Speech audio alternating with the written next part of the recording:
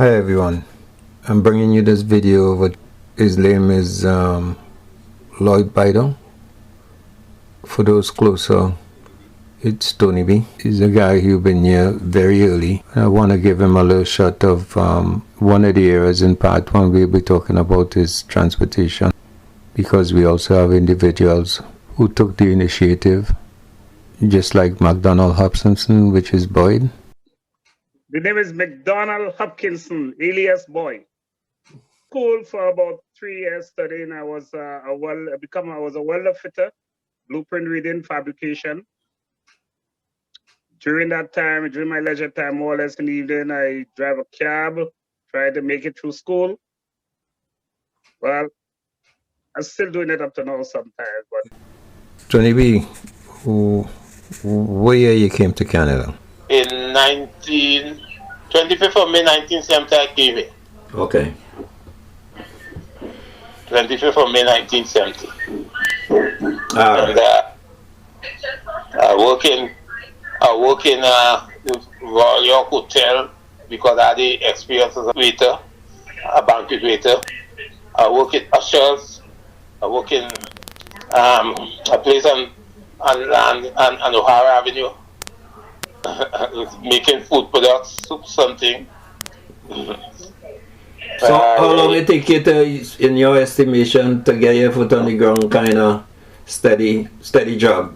The steady job was the hospital job? Boss, in them days, that's so much work, you could leave a job today and get another one by the evening. Yeah, it's true. In them days, no, but then looking back at talking, well, what do you think your foot end up solid on the ground with? Well, I went and I studied nursing with the Ministry of Health, and that is what kind of gave me the stability to move forward into a family and thing. And my wife was working with the federal government. So from there, I was driving taxi also all along the line from 1970. I come in 70. I get my license in 72 to drive taxi. And I just blend that with whatever little thing I doing, and that gave me the sustenance I needed to move forward. Okay. Seen All Points Taxi on the internet. Now, yeah. Can you just give me a brief rundown of when you get your badge, when this taxi situation, because I knew you were in the hospital more or less. So what got to you to get this badge, and how did that evolve? I was not a laid-back all my family think I was a damn lazy guy because I want to put on jacket and tie and go and work.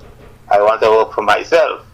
And that was a fair heavy cost for that, because that's one of the discomforts the wife had with me. And if I have to garner for my father, he was a taxi man, he drive taxi, he drive bus, he did all kinds of things, just to feed the family. And I employed that same tactics. You know, I was a nurse, I didn't like it, I come out of it, and I think the best thing was to do was drive taxi, because I had my time to myself, and time to look after my children. And my wife going to work, I like my children to come home and eat a hot plate of food, so I said that gave me the opportunity to do that. The two girls, you know, so that's why I get more involved in the taxi business. So how you got the badge? Because you need a taxi badge. I was working in the city at the time, driving for a guy called Anas Kukolakis. But anyway, that wasn't important. He died not gone now. But I worked in the city from 1972. I come here in 70, I get my license in 72. It was I think $6 a year to renew a taxi badge at the time, and they were down at Mount Pleasant and Eglinton, you know. And every year pay $6. Then he keep going up and going up and going up. And one in 1980, a guy called Philip Archer, we used to drive taxi together with Anna something. Anna used to operate at the corner of Markham Road, East Court Court. You know? He used to operate in a gas station there. Me and Victor and Philip Archer used to be driving for Ernest. And then Philip Meyer went out to Pickering. And he started driving taxi out there because them days Metro license was 100,000. And there it is, Pickering now, small town coming up, issue their own licenses. But it was on a lease, you lease from them. You know, so in 1980 or 79, Philip called me and told me, boy, look at Pickering, it is at the time town of Pickering, not the city of Pickering. They issued their own license. So, and it's only costing $100 a year to lease. Not $100, it was $1,000 for the first year, and $100 after that to renew the lease. So I said, that's a good deal. So I went out and I got one. You know? And that's why I started operating as an official taxi service in Pickering. But most of my times I used to be in Scarborough, using the plate in Scarborough. Under what name? It was under All Points Taxi, but not established. After a while, I registered and thing. I had advertisement and thing. Okay. And did you move to Oxbridge or because it's in Oxbridge? I put in Oxbridge with All Points to get the information I got. You know, it's not showing down in the city. When I think in somewhere around 2002 or something, so I sold the Pickering plate, right? And I went into the limousine service. That's why I had the Cadillac.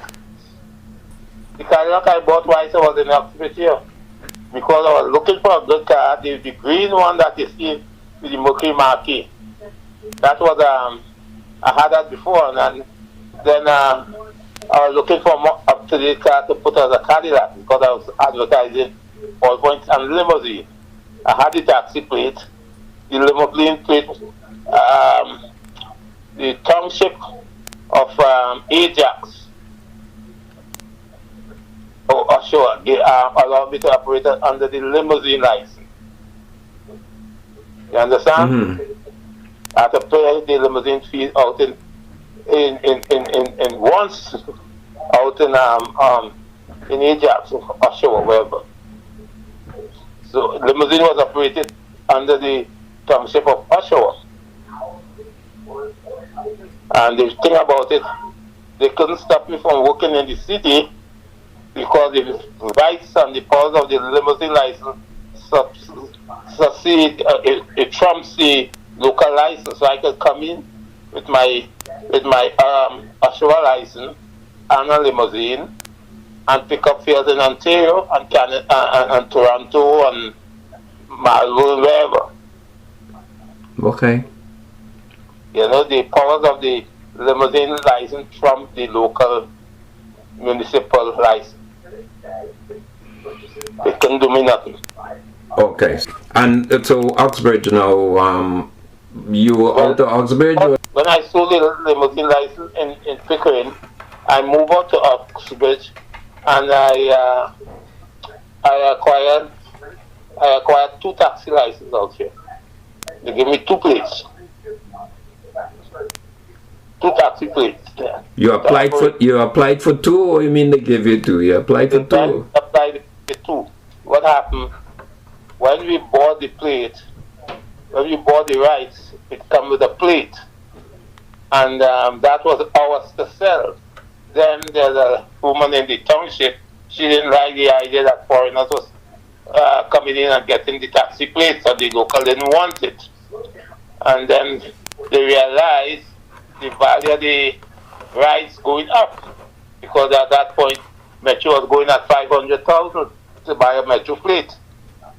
And I had sold my offshore plate. So she didn't like that woman, she didn't like that foreigners was coming in and owning the plates.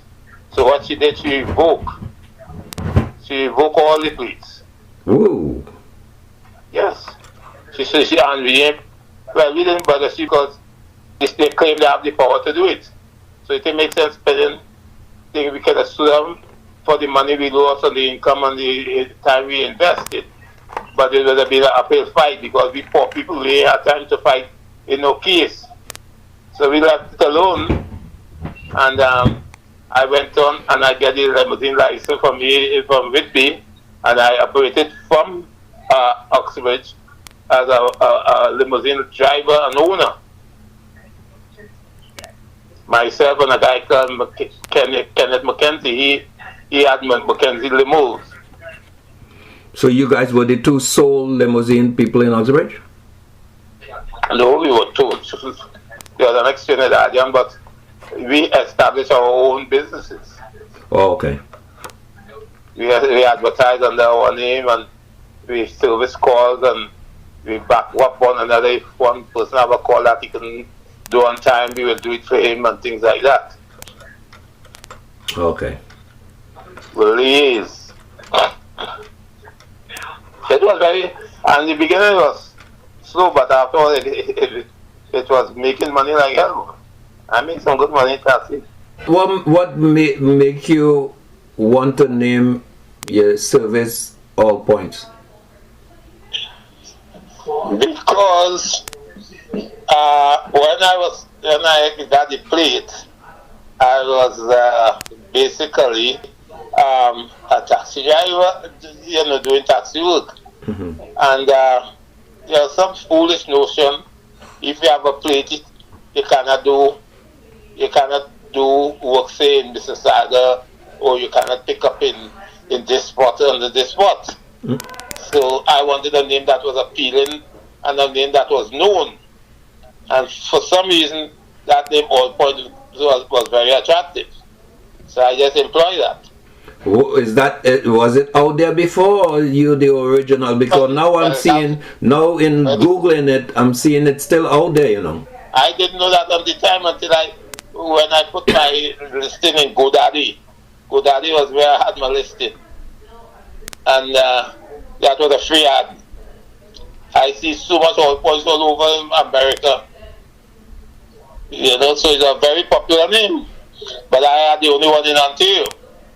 At the time, because it seemed like there's a lot now. In Ontario? It seems so. Well, I guess a lot of people gravitate to like the name. Yeah, because I can tell you based on the Caribbean Stars, All Points is not a name you can syndicate, because ALL is not for you and Points is not yours. So All Points, but it's kind of unique, but it's very, very universal. Yes, and that's what make me go for it, because I say, people say you can't pick up in Scarborough and you can't pick up. I say I'm picking up All Points, all wherever I get a call. And that is how I and it would attract people because they wouldn't have to worry about anything. That's like Uber. Yeah. All Points is like Uber now. It's like you can call All Points anywhere because it should have one in this area. Mm-hmm. If I had good people behind me, my name would have been functioning still. What about benefit? I knew you had that with the hospital. Well, my wife was working with the federal government, Okay, alright. There you go. Alright, so you didn't really lose track. At one point they make OIP free. You didn't have to link up with nobody for the OIP.